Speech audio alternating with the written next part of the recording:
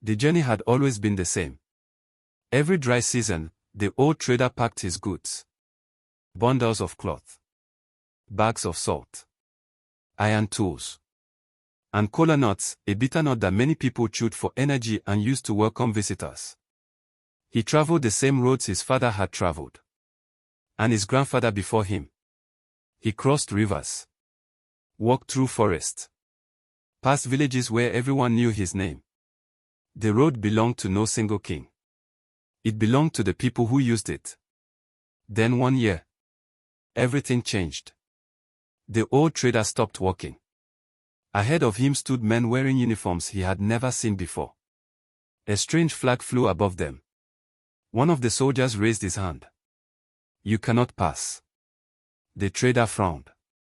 "I have traveled this road for 30 years. The soldier pointed to the flag. "This is no longer your land." The trader looked around. The trees had not moved. The river was still flowing. The mountains stood exactly where they had always been.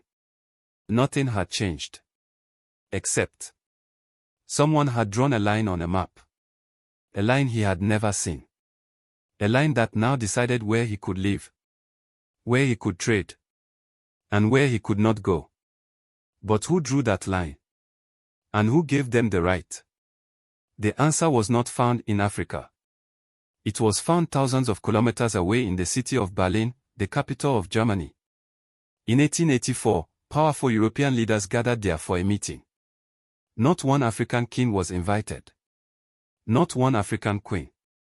Not one chief. Not one trader. Not one farmer. Yet the decisions made in that meeting would change the lives of millions of Africans. Kingdoms would disappear. New borders would appear. Families would be separated. And a continent would never be the same again. Welcome to the African Archive, where we bring Africa's history to life through careful research and powerful storytelling. If you enjoy learning about the people, kingdoms, and events that shaped Africa, subscribe and join us as we uncover the stories that still matter today. This is the story of the scramble for Africa. The meeting that changed the continent. Chapter 1. Before the lines. Long before Europe divided Africa, Africa was already alive with great kingdoms, busy cities, and long trade routes. It was not an empty land waiting to be discovered. It was a continent filled with people building their own history. The old trader had spent his entire life traveling across these lands. His journeys took him through forests, across wide rivers, over open grasslands, and into busy markets where people from many different communities came to buy and sell. Every market had its own sounds. Children laughed. Blacksmiths shaped iron into tools and weapons. Women sold grains, fruits, and colorful cloth. Merchants bargained over salt, gold, leather, and spices. Life was full of movement. Africa was connected in ways many people today do not realize. Long before railways arrived. Long before European governments claimed African land. Traders were already traveling thousands of kilometers. Some crossed the Sahara Desert, the world's largest hot desert, using long lines of camels called caravans. Others sailed along the east coast of Africa in wooden ships, trading with Arabia, India, and Asia. Rivers also served as natural highways, carrying people and goods from one community to another. The old trader smiled whenever young people asked him how far he had traveled. He would simply point to the horizon. As far as the road would take me. Along his journeys, he met many different peoples. Some spoke different languages. Some wore different clothes.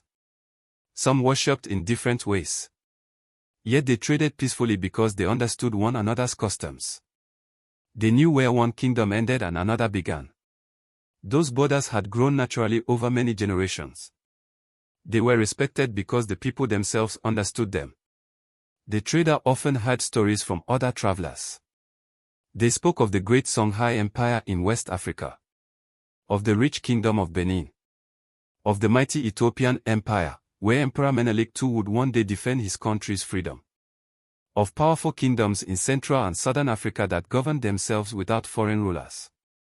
Africa was not one kingdom. It was a continent of many nations, each with its own history.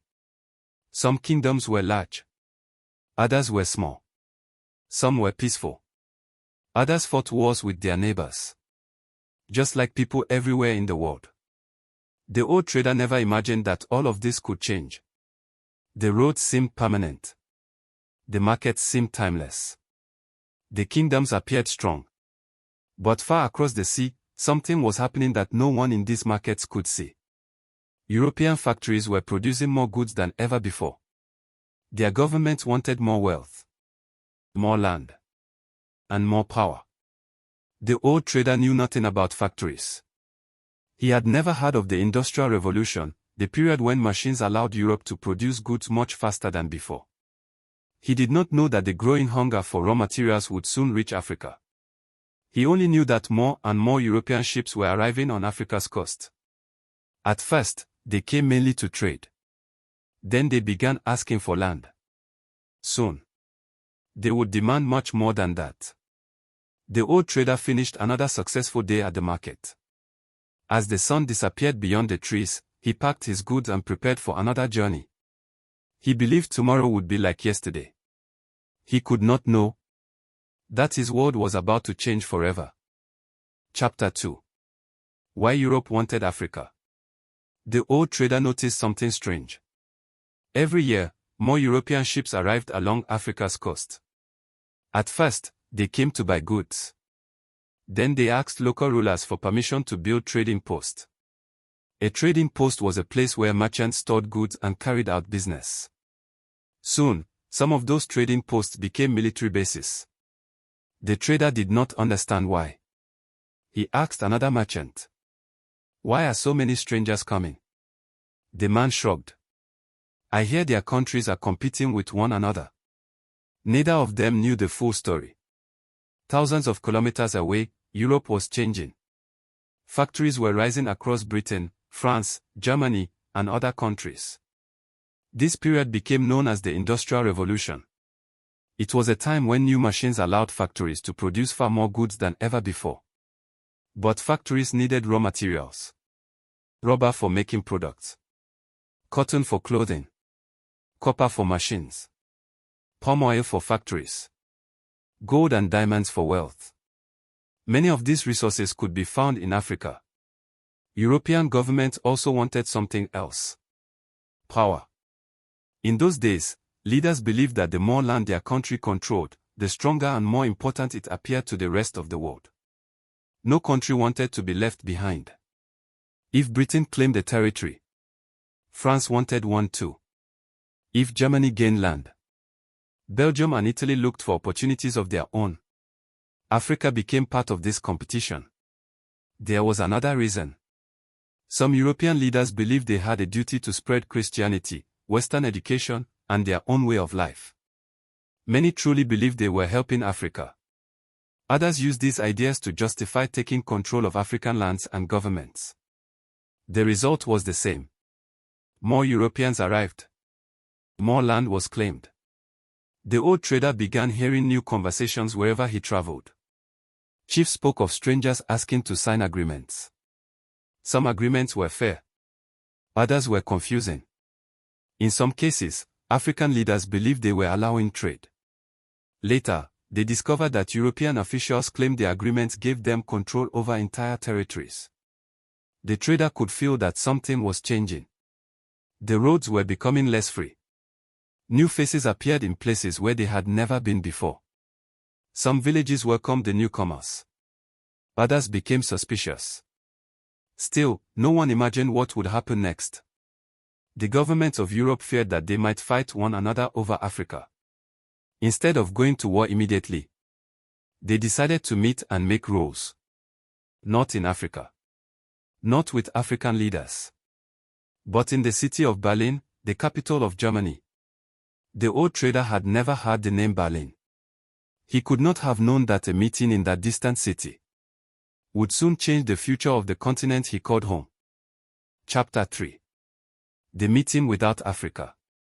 In 1884, leaders from Europe's most powerful countries traveled to the city of Berlin, the capital of Germany. They accepted an invitation from Otto von Bismarck, the leader of Germany at the time. Bismarck hoped the meeting would reduce conflict between European countries as they competed for African territory. The old trader knew nothing about this meeting. He was busy traveling from one market to another. He believed the greatest decisions about Africa would always be made by Africans. He was wrong. Inside grand meeting rooms in Berlin, representatives from countries such as Britain, France, Germany, Belgium, Portugal, Italy, and Spain discussed Africa's future. Maps were spread across tables. Pens moved across paper. Important speeches were made. But something was missing. There was not a single African king in the room. Not one queen. Not one chief. Not one merchant. Not one ordinary African. The people whose lives would be changed the most were not invited. It is important to understand what happened at this meeting. The leaders did not sit down and draw every border that exists in Africa today. Instead, they agreed on rules for taking control of African land. One important rule was called effective occupation. This meant that a European country could not simply point to a place on a map and claim it. It had to show that it actually controlled the area by setting up an administration, sending officials or soldiers, or establishing settlements. Once these rules were accepted, the race to control Africa became much faster.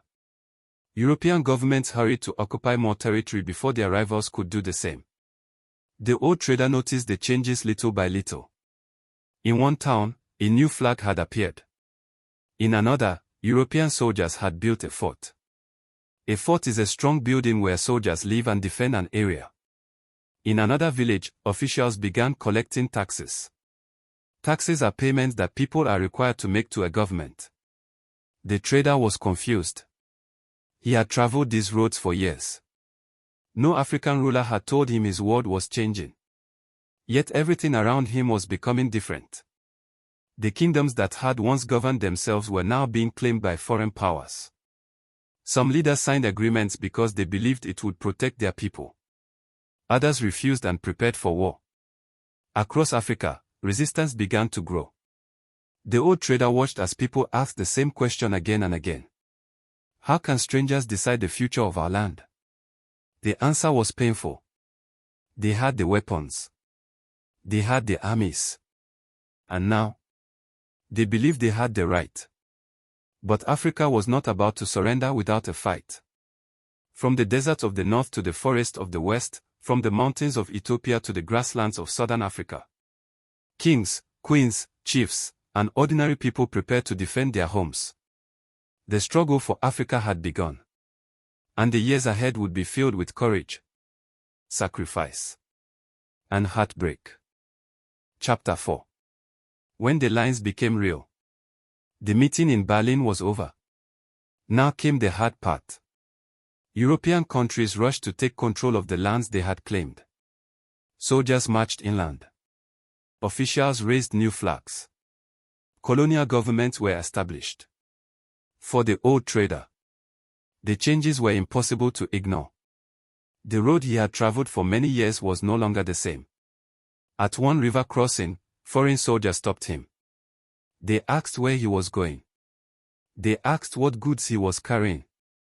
They demanded that he pay a tax before he could continue. The trader was confused. I have crossed this river all my life, he said. The soldier pointed to the flag above his head. Things are different now. The trader looked around. The river had not moved.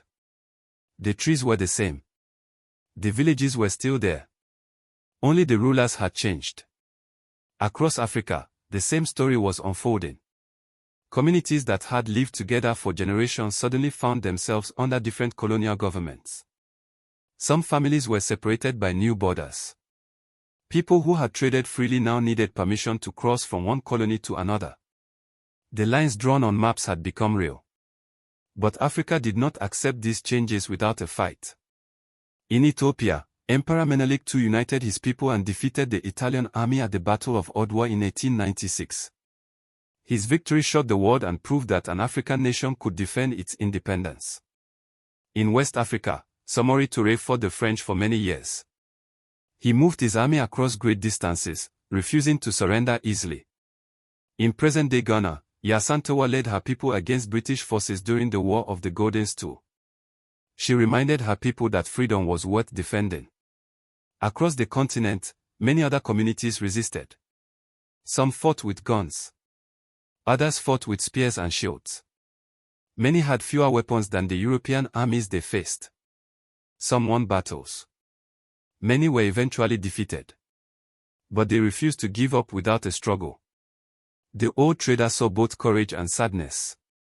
He saw villages emptied by war. He met families searching for loved ones. He watched chiefs struggle to protect their people. He also saw acts of kindness. Neighbors shared food. Strangers offered shelter. Communities helped one another survive difficult times. The trader began to understand something. The scramble for Africa was not only changing maps. It was changing lives. Changing families. Changing the future. By the early years of the 20th century, almost the entire continent was under European colonial rule. Only Ethiopia and Liberia remained independent. The old trader could hardly recognize the Africa of his youth. The roads were still there. The rivers still flowed. The mountains still stood. But the freedom he had once known had almost disappeared. And the effect of those changes would be felt for generations to come. Chapter 5. The Cost of Division. Years passed. The old trader's hair turned gray. His steps became slower. But everywhere he traveled, he saw the same question in people's eyes. When will life return to the way it was? For many, it never did. Across Africa, colonial governments tightened their control. New laws were introduced. People were expected to obey rulers they had never chosen. In many colonies, Africans were forced to pay taxes. To earn the money for those taxes, many had little choice but to work on European farms, in mines, or on large building projects. In some places, people were forced to grow crops that European countries wanted to buy. Instead of growing enough food for their families, they were told to grow cotton, cocoa, coffee, or rubber. These were called cash crops, crops grown mainly to be sold for money rather than eaten. The old trader noticed another change. New roads and railways appeared. A railway is a track used by trains to carry people and goods. At first, he thought these changes would make life easier. But he soon realized that many of the roads and railways were built to carry Africa's wealth, gold, copper, rubber, and other resources, to ports, where ships took them to Europe. Schools also began to appear. Many were built by Christian missionaries. Missionaries were people who traveled to other countries to teach Christianity and often helped build schools and hospitals. Some Africans learned to read and write in these schools. Some later became teachers, doctors, lawyers, and leaders in the struggle for independence. The old trader saw that not every change was the same. Some brought new opportunities. Others brought great suffering. But one thing troubled him more than anything else: the borders. A single line on a map had separated brothers from brothers, friends from friends. Communities that had traded together for centuries now lived under different governments. In other places, people with different languages, traditions, and histories were placed inside the same colony and expected to live under one administration. The old trader often wondered if the people who drew those lines had ever walked these roads. Had they met the families who lived here? Had they listened to the chiefs? Had they asked the people what they wanted? He already knew the answer. No. As he grew older, he met young Africans who dreamed of something different. They spoke of freedom. They spoke of governing themselves again. They believed Africa should decide its own future. The old trader smiled whenever he heard them. He knew the road ahead would not be easy. But he also knew something else. No matter how long a people are ruled by others, the desire to be free never disappears. The lines drawn across Africa had changed the continent, but they had not broken its spirit. And one day, a new generation would rise to reclaim its future. Chapter 6. The lines that still remain. The old trader never saw Africa become free again. Before that day arrived, he was gone. But his grandchildren remembered his stories. They remembered the roads he had traveled. They remembered the markets where people from many kingdoms traded together. And they remembered the day he said, "No river moved. No mountain changed. Only the lines on a map." As the years passed, those grandchildren grew into adults. Across Africa, a new generation of leaders began to demand independence. Country after country broke free from colonial rule. Ghana became independent in 1957. Many other African nations followed during the 1950s and 1960s. The flags changed once again. This time, they were African flags. People celebrated in the streets. Songs were sung. New governments were formed. Africa was becoming free. But one difficult question remained. Should the new countries erase the colonial borders? Many leaders believed that changing every border could lead to even more wars between neighboring countries. So, most African nations agreed to keep the borders they had inherited, even though many had been created during the colonial period. Those same borders still appear on the map of Africa today. The old traders' grandchildren understood what their grandfather had meant. The lines drawn long ago had not disappeared. They continue to shape politics, trade, and the lives of millions of people. Yet this is not only a story of loss. It is also a story of courage. It is the story of the kings, queens, chiefs, soldiers, traders, farmers, and ordinary men and women who refused to let their history be forgotten. It is the story of leaders like Menelik II, Samori Toure, and Yasantoa, who resisted foreign rule. It is also the story of the millions of unnamed Africans who protected their families, preserved their cultures, and kept hope alive during difficult times. Today, the scramble for Africa is remembered as one of the most important events in African history. Not because it marked the beginning of Africa's history, but because it changed its direction. To understand modern Africa, its borders, its countries, its independence movements, and many of its challenges, we must first understand the years when a continent was divided. Thank you for joining us on the African Archive as we explored one of the defining moments in Africa's past. If you enjoyed this documentary, subscribe to the African Archive and turn on notifications. Together, we'll continue uncovering the people, kingdoms, and events that shaped Africa and helped shape the world. Because history is not only the story of those who held power. It is also the story of ordinary people whose lives were changed by the decisions of others. And few events changed the lives of ordinary Africans more than the scramble for Africa.